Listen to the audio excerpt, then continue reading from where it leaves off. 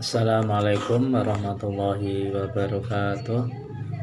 Alhamdulillahirabbil alamin. Anak-anak sekalian yang saya banggakan, perkenalkan pada kesempatan ini saya Pak Hamdi yang pada saat ini dipercaya oleh SMA Negeri 8 untuk mengampu mata pelajaran pendidikan agama Islam kelas 11 IPS 2, IPS 3, IPS 4 dan IPS 5. Pada kesempatan yang baik ini, marilah kita mandikan bersyukur kepada Allah Subhanahu wa taala yang telah memberikan kita kesehatan sehingga bisa melakukan pembelajaran secara online pada kesempatan ini.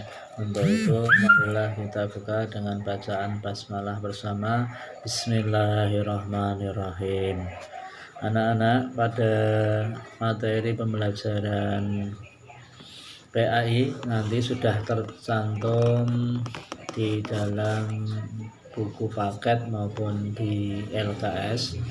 Nanti kalian akan menerima atau membeli LKS seperti ini untuk kelas 11, yang mana di awal sudah ada cakupan materi sebanyak 6 bab di semester pertama.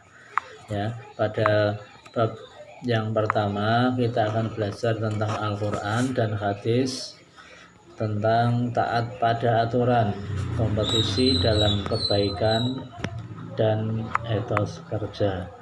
Untuk itu maka silakan dibuka pada materi yang pertama ini, yaitu surat Al-Maidah ayat 48. Bagi yang karena bukunya belum ada, mungkin bisa dibuka Al-Quran, baik Al-Quran mushaf Quran maupun terjemah Al-Quran terjemah, yaitu Al-Maidah ayat 48. Mari kita baca bersama. A'udzu billahi minasyaitonir rajim. Bismillahirrahmanirrahim. Wa anzalna ilaikal kitaba bil haqqi musaddiqan lima baina yadayhi minal kitabi wa muhaiminan alaihi fahkum bainahum bima anzalallah wa la tattabi' ahwa'ahum amma ja'aka minal haqq likulli ja'alna minkum sir'atan wa minhaja walau sya'allahu la ja'alakum ummatan wahidatan walakin liyabluwakum fima atakum fastabiqul khairat ilallahi marji'ukum jami'an fayunabbi'ukum bima kuntum fihi takhtalifun. Shadaqallahul azim. Yang artinya, dan kami telah turunkan kepadamu Al-Quran dengan membawa kebenaran, membenarkan apa yang sebelumnya, yaitu kitab-kitab yang diturunkan sebelumnya, dan batu ujian terhadap kitab-kitab yang lain itu.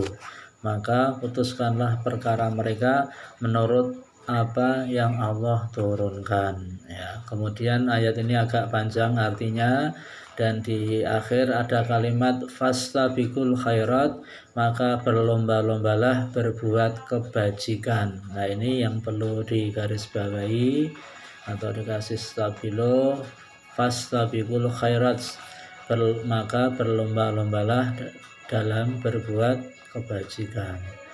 Nah, ayat ini dengan tegas memberikan pengertian bahwa Allah itulah yang menurunkan Al-Quran, dan Al-Quran ini adalah sebagai pedoman hidup, karena di sana adalah berisi kebenaran-kebenaran, ya, kebenaran, ada aturan, sehingga orang Islam harus berpegang teguh kepada Al-Quran. Kemudian ada perintah fastabiqul khairat, supaya berlomba-lomba berbuat kebajikan. Lalu di bawahnya ada materi hadis dari Nabi Muhammad SAW yang bersabda, "Man kana yaumuhu khairan min amsihi fahuwa rabihun, wa man kana yaumuhu misla amsihi fahuwa maghbunun, wa man kana yaumuhu sarran min amsihi fahuwa mal'un." Yang artinya bahwa orang atau barang siapa yang amalnya hari ini lebih baik dari hari kemarin, maka termasuk orang yang beruntung. Dan orang yang pada hari ini sama dengan hari yang kemarin, maka orang itu merugi. Dan orang yang hari ini malah lebih buruk dari kemarin, maka termasuk terlaknat atau orang yang celaka. Untuk itulah maka kita harus berbuat kebaikan. Kemudian di dalam Al-Quran selanjutnya surat An-Nisa ayat 59, Allah berfirman, A'udzu billahi minasyaitonir rajim. Bismillahirrahmanirrahim. Ya ayyuhalladzina amanu athi'ullaha wa athi'ur rasul wa'ati'ur rasul wa ulil amri minkum fa in tanaza'tum fi syai'in farudduhu ilallah war rasul in kuntum tu'minuna billahi wal yawmil akhir dzalika khairu wa ahsanu ta'wila.